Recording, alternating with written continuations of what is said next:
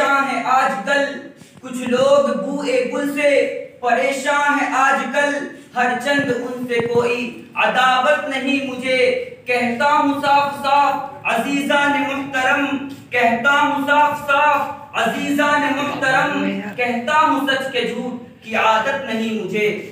مشفق و مکرم اساتذہ کرام اور رفقاء نظام، اسلام ایک ایسا آفاقی مذہب ہے جس کی جملہ تعلیمات نہ صرف مسلمانوں کے لیے بلکہ ایک ایک انسان کے لیے، چاہے وہ دنیا کے کسی بھی کونے میں زندگی بسر کرنے والا ہو، چاہے وہ کسی بھی مسلک کسی بھی دھرم سے تعلق رکھنے والا ہو، ہر ایک کے لیے امن و امان کی ضامن ہے۔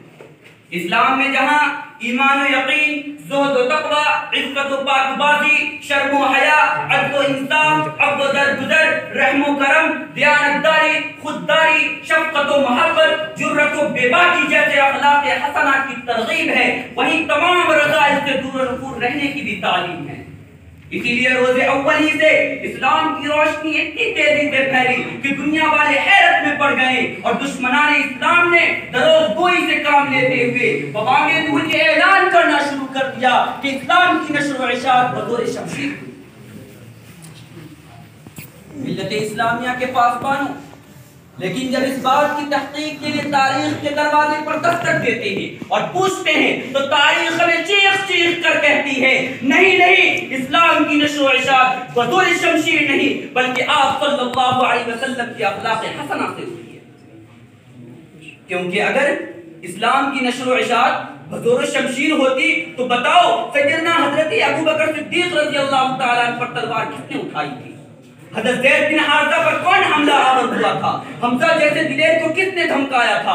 عمر جیسے بہادر کو، شجاعت کے پیکر کو کس نے آنکھ دکھائی تھی؟ اور بلال زہیر کو اسلام کے نام پر تڑپنے کے لیے کس نے مجبور کیا تھا؟ اور سن 8 ہجری میں کفار مکہ پر دامن اسلام سے وابستہ ہونے کے لیے کس نے زور و زبردستی کی تھی؟ اے اسلام پر کیچڑ اچھالنے والوں، بتاؤ کیا ان حضرات نے تلوار کی زور پر اسلام قبول کیا یا آپ صلی اللہ علیہ وسلم کے اخلاق اور صحابہ سے متاثر ہو کر؟ بتاؤ کیوں نہیں بولتے، کیوں خاموش ہو، تمہاری زبانیں کیوں گونگ پڑ گئی؟ ہاں مجھے بھی معلوم ہے کہ تم اس کا جواب نہیں دے پاؤ گے، کیونکہ تمہیں بھی معلوم ہے کہ ان حضرات نے اپنے خوشنودی اور رضامندی سے سینے سے اسلام کو لگایا تھا۔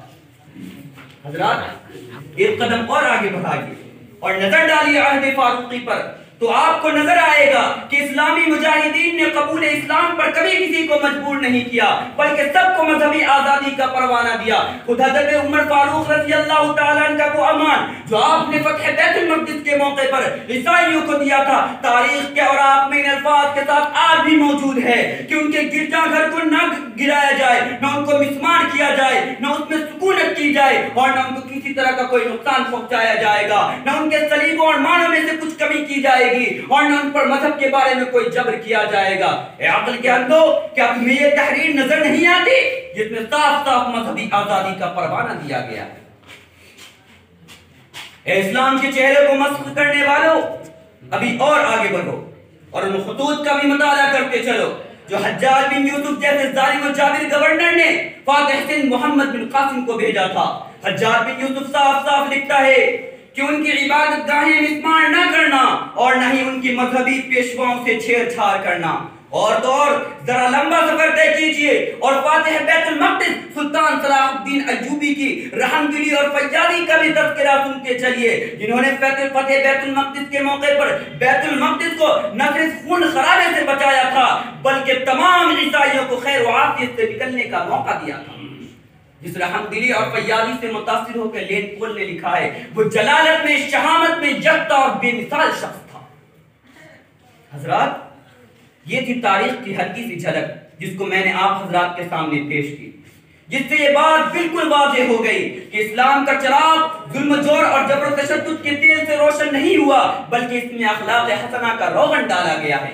مزید آپ دور حاضر پر نظر ڈالیے، دیکھیے، غور کیجیے اور بتائیے کہ آج اسلام قبول کرنے والوں کو کون مجبور کر رہا ہے؟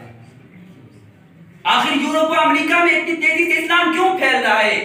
یوسف یوحنا کو محمد یوسف بننے کے لیے کس نے مجبور کیا؟ جب ان تمام حقائق پر آپ غور کریں گے تو خود پکار اٹھیں گے کہ اسلام اپنی باطنی کمالات کی وجہ سے پھیلا ہے اور پھیل رہا ہے اور انشاءاللہ پھیلے گا، کیونکہ اسلام کی فطرت میں قدرت نے لچک دی ہے، اسلام کی فطرت میں قدرت نے لچک دی ہے، اتنا ہی یہ ابھرے گا جتنا کہ دباؤ گے۔ اللہ رب العزت ہمیں اور آپ کو اسلام کا صحیح ترجمان بنائے، آمین۔ وآخر دعوانا الحمدللہ رب العالمین۔